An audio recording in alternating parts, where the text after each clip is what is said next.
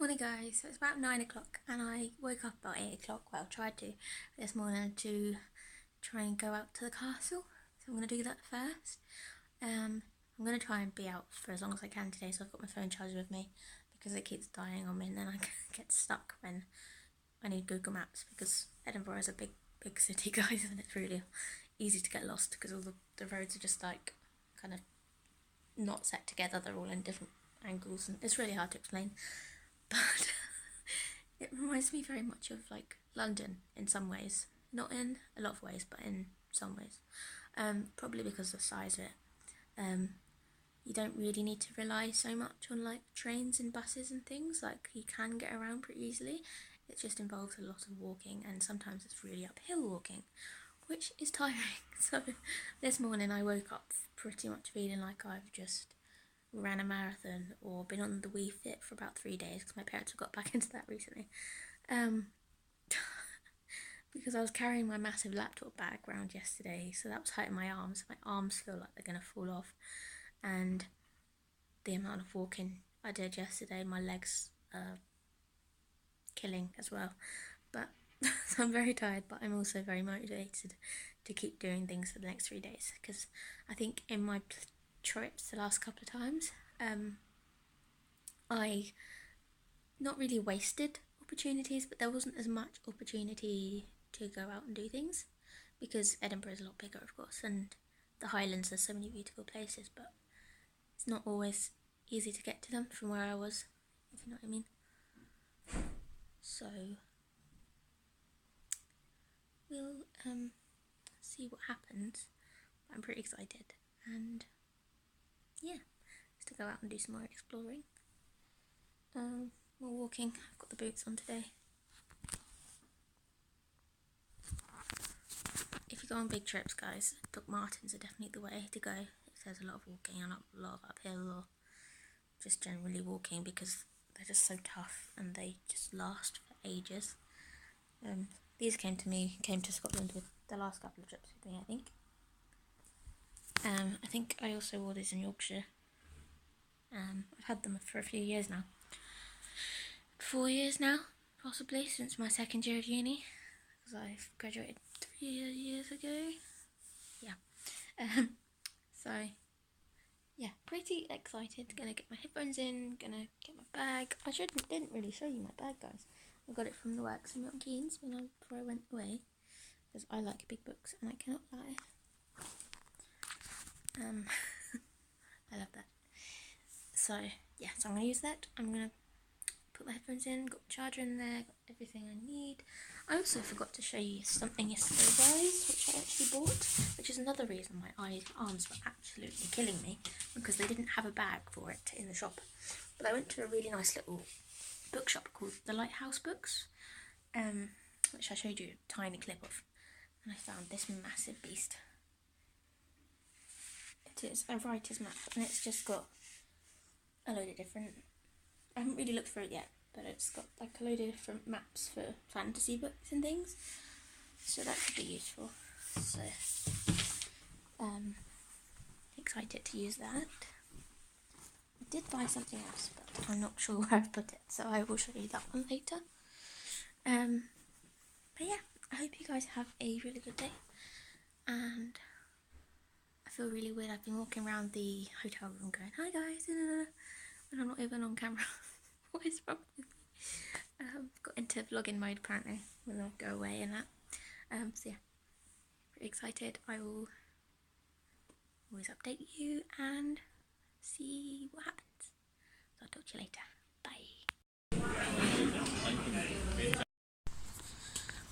I have no idea where I am, guys, and I have no idea where I'm going. Somewhere in Edinburgh. And this is a pretty park there. I'm literally just wandering. I'm trying to get to the castle. Probably going in the wrong direction.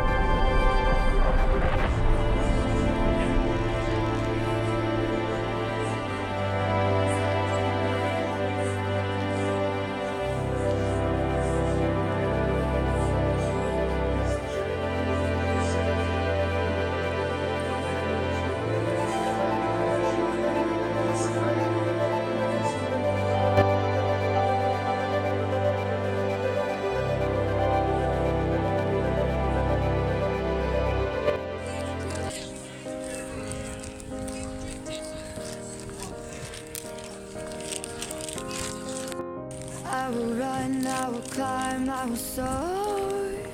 I'm undefeated. Oh, jumping out of my skin, pull the cord. Yeah, I believe it. Oh, the past is everything we were. Don't make us who we are. So I'll dream until I make it real, and all I see is stars. It's not until you fall that you fly. When your dreams come alive, you're unstoppable. Take a shot, chase the sun, find the beautiful. We will glow in the dark, turning dust to gold, and we'll dream impossible.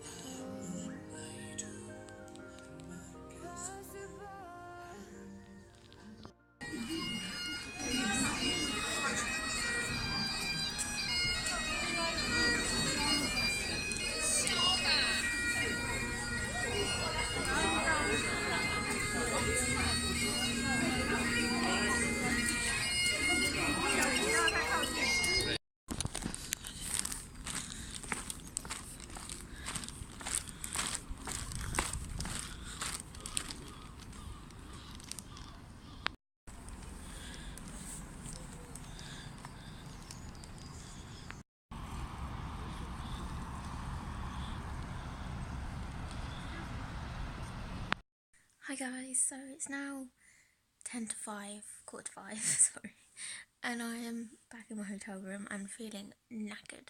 I went out about 10 o'clock this morning. I was going to go straight to the castle, but I ended up going to have breakfast in this nice cafe called Ludon's.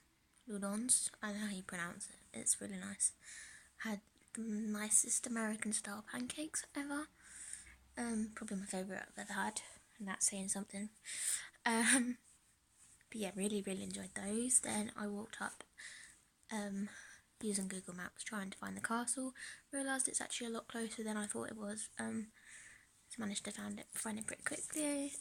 Walked around taking pictures, and then videos and little clips and stuff, which hopefully you will have seen so far. And then went up to the actual castle, so that was really nice. Paid for admission, it's about £20 per adult, so student you get it slightly cheaper, and children's cheaper than that. I'm not sure, I wasn't looking at those prices, but yeah, so it's about £20 for an adult. Walked around, there is a lot in there guys, it's beautiful, the views are insane from the top. You can go right up the top, there's different levels, and you've got all the places where they would have fought in the war, like cannons and everything, and it's very much where Queen Mary of Scots was. So if you know much about history, it's very interesting. I don't know much about them, but I did recently watch the movie. I know it's not history, it's a recreation of history, but it is historical in its own way. It's an old what do you call it? An adaptation of history. we'll do it that. So it can be educational, but for fictional purposes, if that makes sense. But yeah, generally, didn't really know much about Mary Queen of Scots. Love Scotland, of course. I've been here twice now. Well, a few times more than that, but properly on my own little trips twice. Yeah, generally love it. But didn't really know much about his history. I knew of her. I know she was a very powerful old queen. And yeah, it was just nice to learn a lot about the family history behind her. So her son's birthplace was there. You got to see the siren going on in the background. So you get to see all the wall where they would have fought. There's, like I said, there's different levels. You've got the prison, all the war prisons, which was like recreated to look like it would at the time, and that was really, really cool. Really deep and hollow and dark and everything, and it had like audio playing, so it'd be like as if they were talking to each other, or either the inmates or the soldiers or whoever. That was really cool, so it made it feel like you were actually in there. You had prisons, so like for the soldiers, I suppose, because that was slightly different, but they are what I'd imagine from seeing things on the TV. What I'd imagine prison is like now, basically, just there's big black steps in the white sort of paintwork and everything. Yes, so that was nice. Then there was, right at the top, obviously, like I said, you've got all the different views, you've got different levels. There was the rooms where they would have stayed. Beautiful, beautiful rooms. That is actually where the history of all of the family was, like the photo paintings and things, and where James was born. James the First of England, I think he's James the Sixth, was trying to read up on all of the history, the old people that were there. Trying to learn as much as possible, but there's so much information, and it was really, really crowded, so I was just trying to look at it what I could and then get out, because it's very claustrophobic, because every time you walk around somewhere, there's someone right next to you or in your way, and yeah, but very, very worth going to visit, guys. If you come to Edinburgh, it's absolutely beautiful, definitely worth the money. There's so much to see. My feet are killing me just from all of today, but my feet were hurting this morning anyway, because I did a lot of walking yesterday. So yeah, Edinburgh Castle was beautiful, like I said. Then they also had like this kind of like video playing on the ceiling. It was like the weapons or weaponry of the old history of the war. So like it'd be like Scotland takes the castle, and then it'd do a showing of like people running or fighting on horses, and you'd see a horse it's really colourful and bright, and it's on the ceiling, so I tried to film those. Hopefully they went through okay, and hopefully you've seen those as well. So yeah, I tried to capture as much as I could. I was filming and taking photos the whole time. By the way, guys, if you actually want to see the photos I've taken, just go on my Instagram. It's AprilGrace1. I've tried to put as many as I possibly can on there, like the best ones of the day, basically, because you can't do too much on Instagram. Most of them are on my Facebook, but obviously that's private. So yeah, Instagram is the place to go for that sort of thing. Yeah, so then after that, what did I do? I walked around the town a bit more. And then I ended up, because I knew I'd actually booked a tour, like a round Edinburgh tour, which way you actually go underground as well, so I booked that. So I ended up pretty much there by the time I met these two girls. They're really nice. One of them had come over from America, Minnesota in America. One of them was a student, was living here, and the other one was her friend visiting her, and she'd come travelling and gone to all these different places as well. And they'd both gone to teach in Thailand at one point, which was pretty cool. Yeah, so they were really cool. So it was only us and then this French couple that were on the tour with us. But the lady that was doing the tour was really, really funny. She kept making us jump and making us laugh, and she knew of Milton Keynes, which was strange, because not many people from Scotland generally in the past know of Milton Keynes, so I always just say near London. because it's the easiest thing I can say. It is kind of near, I suppose. But yeah, the tour was really, really cool. She had loads of different stories about different people from Scotland. So she had, like, we went out to this, outside the old parliamentary building, and she told this story of, like, a boy that had been, it was basically, there was a big parliamentary sort of fellow who owned this big house, and there'd been a lot of stuff going on in the city, like a document had to be signed, so all of these parliamentary people were sitting, or were in the parliamentary area, and the only two people at this house were this fellow's son, who was early teens, 14 maybe, and had been basically classed as, like, disabled or learning disabilities, and at the time they'd just called him a lunatic and shoved him in the basement, and he wasn't allowed to leave or anything. So he was one of those people, and then the other person that was in the house was a kitchen boy, who was just sitting there doing the fire, with a big pig basically sitting on the fire, baking it for everyone when they come home. And she basically told the story of how the boy was hungry and he could smell the pig and he was desperate to get out. So when they came back, basically, the pig was gone, and who was sitting in the chair where the kitchen boy was not the kitchen boy anymore. It was the son, who managed to escape. And of course, on the fire, half eaten, was the kitchen boy.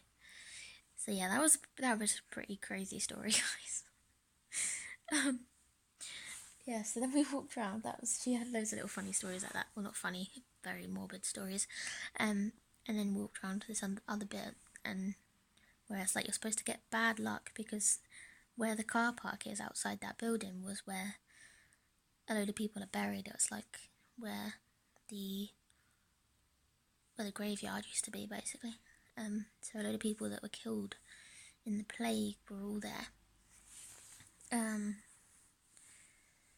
Yeah, so she also talked about this place called Greyfriars, which I'd actually walked around yesterday. And I think it's in my clip from yesterday as well. Which is actually one of the places that inspires Harry Potter big time. Really, really eerie kind of feel to it. And apparently, because there was a lot of things that she was talking about, plague, and a lot of people dying.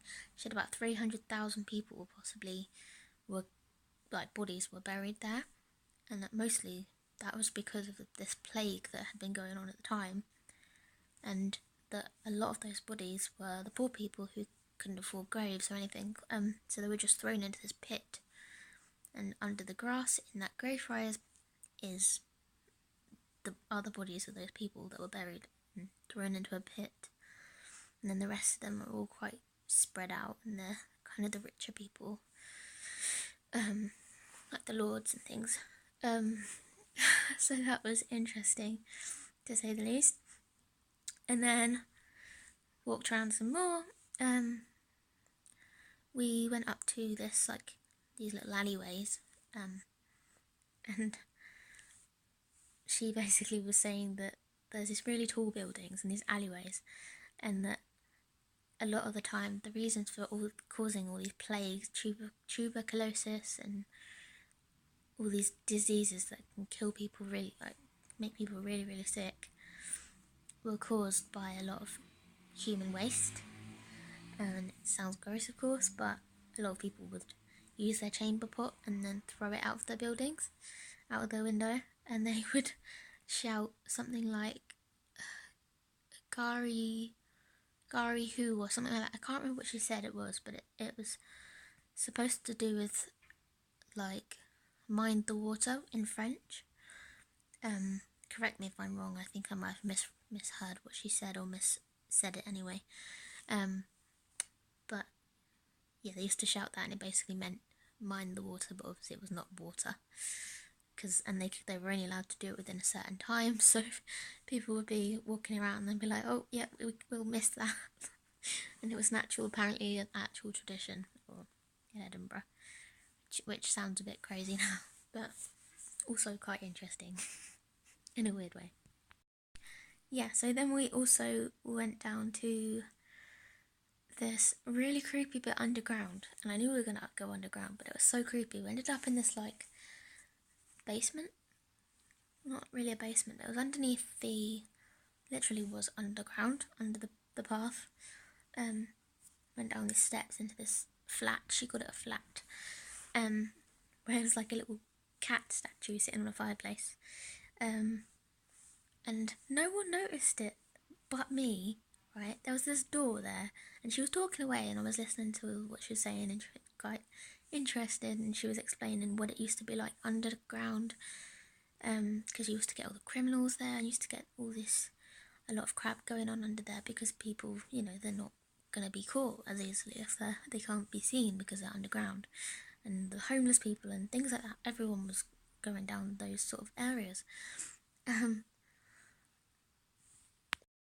But I noticed that one of the doors said 666 on it. And I actually said to her in front of everyone, I said, was that like that originally?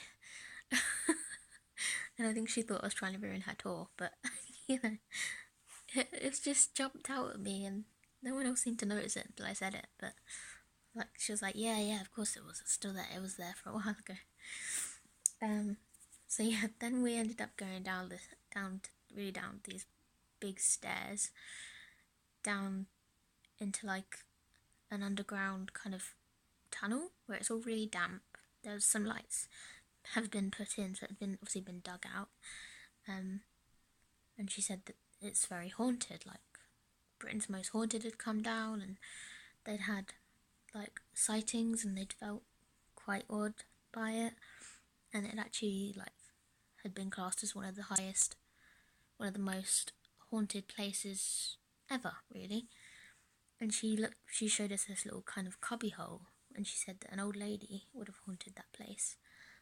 And she kept saying, take a picture, see if you can see anything, because people had seen like orbs and things on their phones, and not necessarily into their faces, but they had something come up on the camera. And we did it, and we didn't.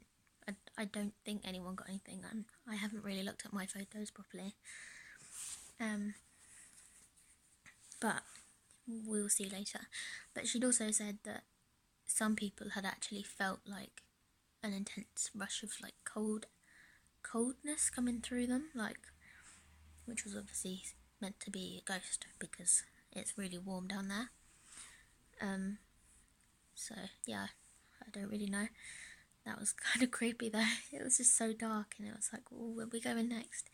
And then we walked down to these steps, and she said she was talking about witchcraft, and witchcraft is a big thing in Scotland. Apparently it was like people could be classed as a witch, and then they would be executed for it. Like, it was the same thing in England, but very much the same thing here as well. If you were classed as a witch, you'd be executed. If you were in the big city, if you were somewhere else, you might have a bit more leniency if you knew the people, but in the big city you would be done for basically if someone called you a witch. And then she showed us this vault, and talked about this young family that had like these two young children and a dad and a mum, and it was so sad. She said it's a true story, and that I forgot the name of the children of the family. It'll probably come back to me later. But it was really sad. They were all basically, the father was the one that was accused of being a witch, because men were accused as well. It wasn't just women. And then,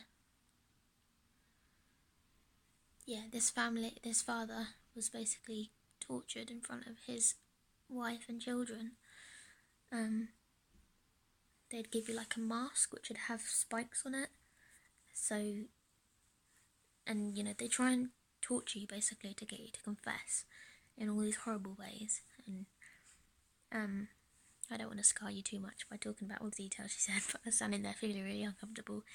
But so sad, so many things that they did at the time. And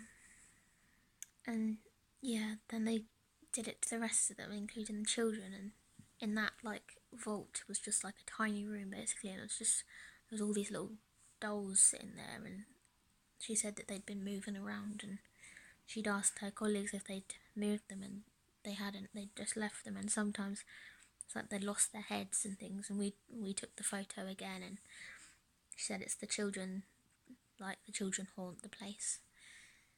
So it's really weird, really creepy, guys, but really worth an experience. You should definitely do something like it. I'd never gone on a ghost tour or anything, so that was really, really good. Yeah, so after that, guys, I went into the St Giles Cathedral, which is near the area, and that was absolutely beautiful. I've tried to take clips again, so hopefully you'll see that, and I'll try and label each little thing so you know what I'm talking about. Beautiful place, lovely stained glass windows. Wasn't in there for very long because I was just walking around and taking pictures and having a look at everything. But it had a lot of like memorials and things like that. Yeah, and then after that I went to check out the Writers' Museum, and that was the same thing. I wasn't in there for very long either, but it was just really nice to have a look around. And I didn't know any of the writers, but it was all this tiny little building that's like really creaky floorboards up to different levels, and lots of like spiral staircases, and it's nice to experience it, guys. It's definitely good. If you're a writer as well, it's relatable. Looking at all the photos and hearing all the music and everything, and so yeah, that's pretty much been it today, guys. I am absolutely exhausted. I have booked a trip for tomorrow though, so I'm excited for that, but I have to leave at 8 o'clock. No, I have to get there for 8 o'clock to the bus station, so early morning for me, but then it's an all-day trip. I'm going to be going up to a place called Loch Lomond, which I actually went past the last time when I went to Kinlochleven and Fort William in my old videos, so I'll be near there, but there's also a nice castle and things like that, so that would be really nice. I'm looking forward to it, and it would be nice to have a day trip. So that'll be my other full day, because I thought I've seen quite a lot of stuff today in Edinburgh, so I thought it'd be good to have a day trip, because I was walking past the bus station, so I thought it would be good to go there and book something, or at least have a look. So yeah, I'm looking forward to that. I will vlog as always, and then Wednesday my coach isn't till late 10 to 10, so I'm going to be wandering around probably the other side of the city, near the shops and everything. So yeah, that'd be nice. I will mention, guys, now also that I went into the works. I found it, and I got a few books. I got Myths and Legends, or Scottish Myths and Legends. Still got the prices on that because I haven't taken them out, so excuse that. I got one Scottish Witches, which is obviously what we were talking about at the talk. Scottish Ghosts, again the same sort of thing. And then, unrelated, I got Literary Britain and Ireland, and a guide to the places that inspired great writers. It just reminds me of J.K. Rowling, because she is very much a big thing in Edinburgh. Also, I realised that when I was walking around yesterday, the place that I said that it felt like Diagon Alley apparently did actually inspire Diagon Alley for J.K. Rowling, which makes a lot of sense. So, yeah, I think that's my video for today, guys. If I do anything else, I will put up as video, but I have done a lot. I am absolutely knackered, and I've got an early morning tomorrow, so I think I'm going to have a rest and relax sort of evening, and then either read or write or chill out or whatever. So yeah, I'll talk to you very soon. I hope you've liked the video, and like I said, check out April Grace 1, that's my Instagram. My Twitter is April Grace Reads. So yeah, I will talk to you very soon. Bye.